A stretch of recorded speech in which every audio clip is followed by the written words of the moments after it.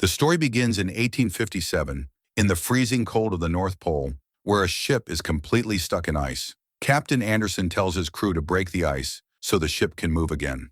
After hours of trying, the ship's doctor comes running and says he saw a fire burning far away. Anderson takes a few men to check it out, and on the way, they see blood scattered on the ice. A little ahead, they find a badly injured man, Victor.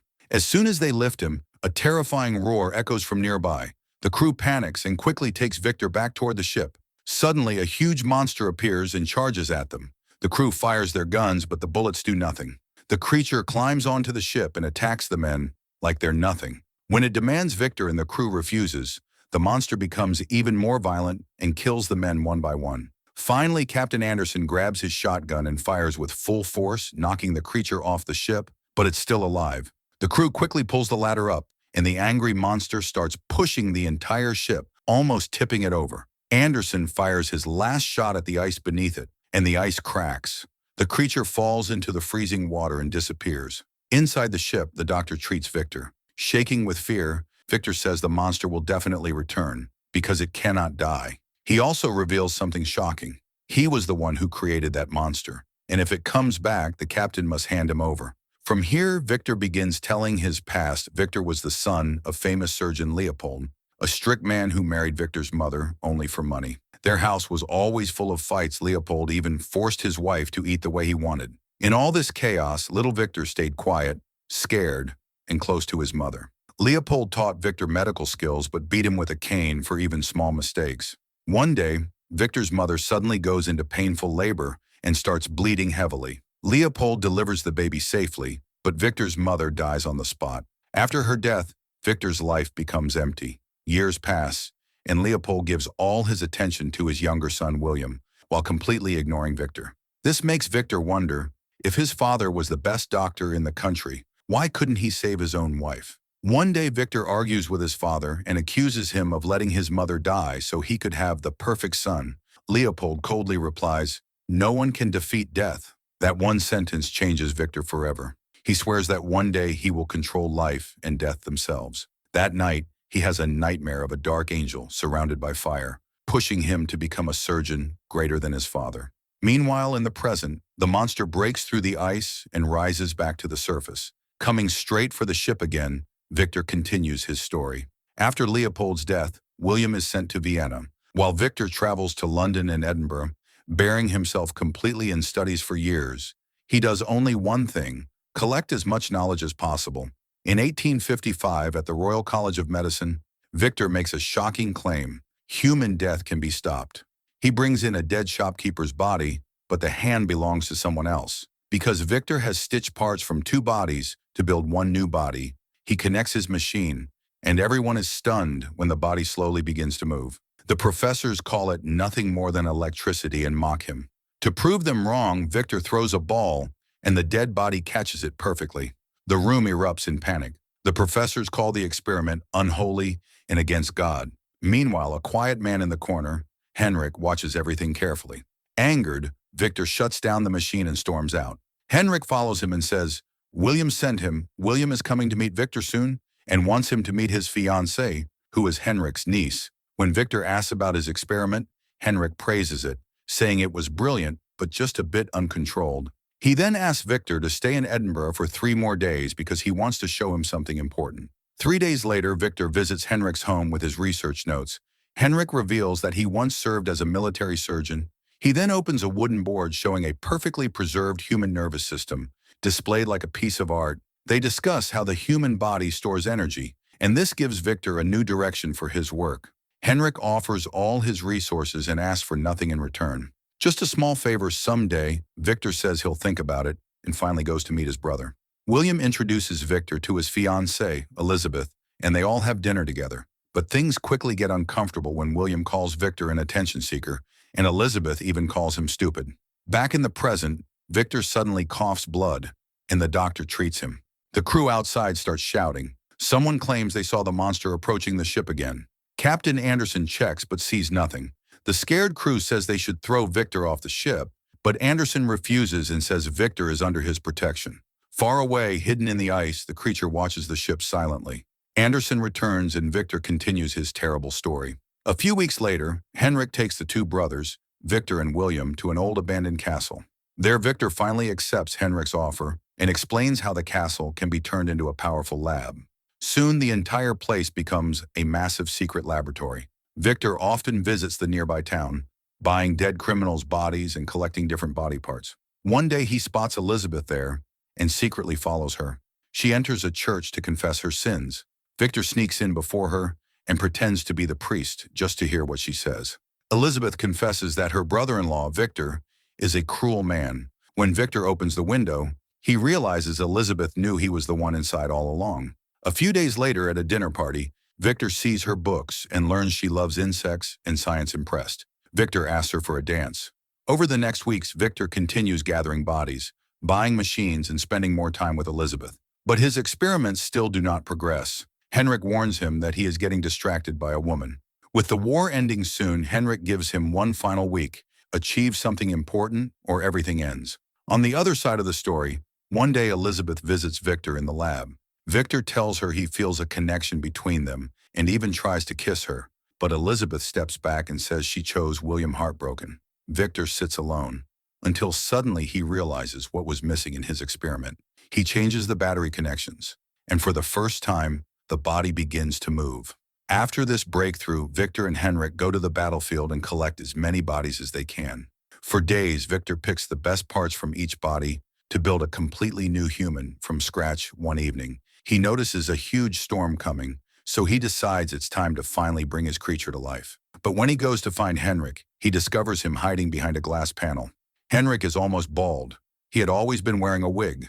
Victor realizes Henrik has cancer and doesn't have much time left. Right then, Henrik reveals the favor he wanted.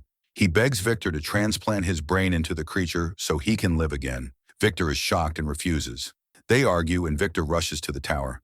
At the top of the castle, he installs a giant device meant to channel lightning into the creature's body.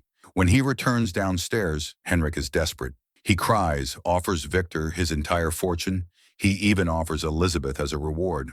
But Victor says Henrik's cancer has already ruined his blood and even his brain, so using it is impossible. Out of anger, Henrik grabs an important machine part and threatens to throw it off the tower. Victor tries to stop him. In the struggle, the part slips, and Henrik also falls into the darkness below. He dies instantly. Victor runs down, grabs the machine piece and fixes it back in place.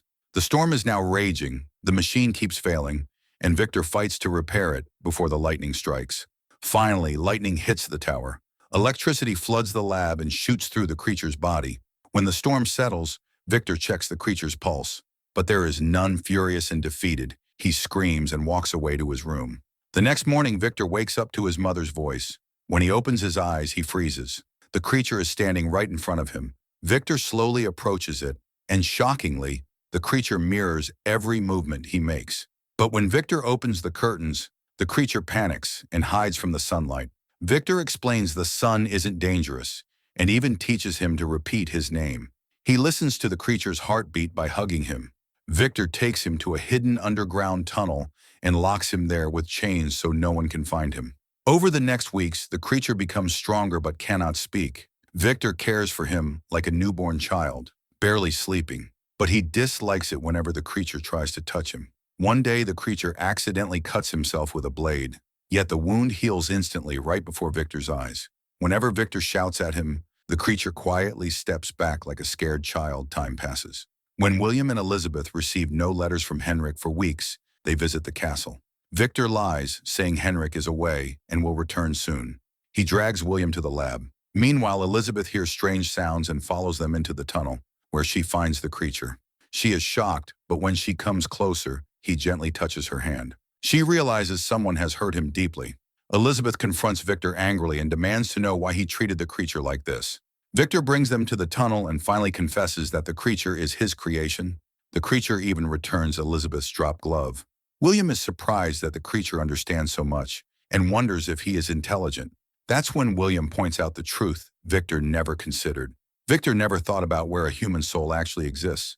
At night, the creature sits alone, watching leaves float in the water like a child discovering the world. Elizabeth quietly comes to see him, and the creature gently offers her a leaf, his small way of showing friendship. She tries to teach him her name, showing him how to move his throat to speak, but he doesn't respond. However, the moment she leaves, he slowly whispers her name. As Elizabeth walks back, Victor spots her and scolds her. When Victor calls the creature it, Elizabeth gets upset. Victor insists the creature isn't intelligent, that maybe his brain isn't wired properly. But Elizabeth argues that she has seen understanding in his eyes, and she even accuses Victor of playing God. Filled with anger, Victor storms into the tunnel and forces the creature to stand a certain way. When he doesn't obey, Victor hits him with a burning iron rod, exactly the way his father used to discipline him. After being struck many times, the creature roars loudly and bends the iron rod with ease. He keeps saying, "Victor, Victor," until Victor leaves. The next morning, Victor tells William he has made a terrible mistake and that the creature has become dangerous. He shows William Henrik's body and lies that the creature killed him. He convinces William that the safest thing is to take Elizabeth far away. When William asks if the creature will live long, Victor lies again and says the creature's life will be short. After they leave, Victor pours gasoline all over the tunnel. Meanwhile, Elizabeth gets a terrible feeling and orders the coachman to turn back. In the tunnel, Victor asks the creature to say something, and the creature softly says both names. Victor, Elizabeth. For a moment, Victor is shocked, but he still sets the place on fire, leaving the creature chained inside. As Victor walks out, he hears heartbreaking screams. The creature crying out his name again and again. Victor's heart breaks, and he rushes back to save him. But the moment he opens the door, a huge blast throws him back, badly injuring his leg. Moments later, the entire tower collapses in a massive explosion. By the time Elizabeth returns, she thinks everything is already over. Back in the present, Captain Anderson hears screams outside and opens the door, only for the creature to jump at him. Just as the creature is about to kill him, Victor shouts that he can kill him if he wants, but not Anderson. That's when the creature stops. He believes the captain deserves to hear the truth, so he begins telling his side of the story. He explains that on the night of the fire, broken machine parts fell from above, scaring him. In panic, he broke his chains and slid through a drainage pipe, falling straight into the sea, just seconds before the explosion. Later, he woke up on a shore and wandered into a forest, eventually finding the skeletons Victor had used to build him. Nearby, he found an old jacket and wore it. He was amazed by the world, especially the deer wandering in the woods. But suddenly, a gunshot rang out, and a deer collapsed. 2 hunters spotted him next and shot him too. He bled but didn't die. Terrified, the creature ran deeper into the forest and disappeared. After wandering for days, he found a farm. He hid in a shed and fell asleep while watching the mice. The next morning, the same hunters came home and told their family about seeing a monster. The family included an old blind man and a little girl. The creature watched them through cracks in the wooden walls. Their kindness, warmth, and love melted his heart. He followed them into the woods often. The blind man taught the girl how to read, and by listening from afar, the creature slowly learned to speak. Within weeks, he began wishing he could also be a part of that loving family. So secretly, he started helping them, leaving wood at their door, fixing broken fences, repairing things around the house. The family thought some forest spirit was blessing them. The old man told his granddaughter these stories, and somewhere nearby, the creature listened with a smile, happy that he was finally doing something good. One day, a pack of wolves surrounds the farm and starts attacking the sheep. Watching all this, the creature gets terrified. The hunters quickly shoot the wolves and kill them, and for the first time, the creature realizes that violence doesn't always come from hatred. A few weeks later, when winter arrives, the family leaves the village, and only the old blind man stays behind. Gathering courage, the creature finally walks inside the main house. The blind man thinks he is a traveler and welcomes him with kindness. When the creature accidentally breaks a bottle, he panics, scared he might be punished. But the old man calmly forgives him and keeps talking with warmth. Soon he understands that this creature is the same forest spirit who was secretly helping them. He hugs the creature and calls him a friend. In the next few days, both spend a lot of time together. They walk outside, the creature reads many books, and slowly he tells the old man about his strange dreams. Dreams where he sees a mysterious man and the word Victor. The old man advises him to follow the path from his dreams. Meanwhile, the creature continues exploring the area and finally reaches the burnt ruins of the castle. There he finds Victor's notebooks and Henrik's photos, and for the first time he discovers who he really is. He even finds a letter with Victor's full name and address. But when he returns to the farm, everything changes. Wolves have broken into the house and attacked the old man. Furious, the creature fights them brutally and kills several of them. The remaining wolves run away in fear. He rushes to the old man, who is badly injured but still alive. Heartbroken, the creature calls himself a monster. With a final smile, the old man whispers, "No, you're my friend," and dies in his arms. Just then, the hunters return. They recognize the creature and assume he killed the old man too. They shoot him, stab him, but he still doesn't die. Terrified, they run away. The creature slowly walks outside, and the hunters shoot again. This time he collapses. Believing he is finally dead, the hunters leave. Hours later, the creature wakes up again, fully healed. He finally understands the terrible truth. He can never die. And now, more than anything, he wants a companion so he won't be alone forever. Meanwhile, Victor, who has lost one leg, walks with an artificial limb. Every night he dreams of a dark angel reminding him of his sins. On the night of William's wedding, Victor tries to talk to Elizabeth, but she slaps him and walks away. She still carries the leaf given by the creature. Later, when Victor is in his room, the creature suddenly appears from the darkness and demands that Victor create a companion for him. Victor refuses. Enraged, the creature destroys the room and throws Victor around. Hearing the noise, Elizabeth rushes in and breaks down when she sees the creature. Victor grabs a gun and fires, but Elizabeth jumps in the way, and the bullet hits her instead. Hearing the scream, William and the guests rush in. Victor lies to everyone, saying the creature killed Elizabeth. The guests attack the creature, but he is too powerful and throws them aside, injuring many with her dying breath. Elizabeth asks the creature to take her away. He carries her out of the room while everyone watches in fear. Meanwhile, William takes his last breath and calls Victor the real monster. Far away in a cave, the creature lays Elizabeth down.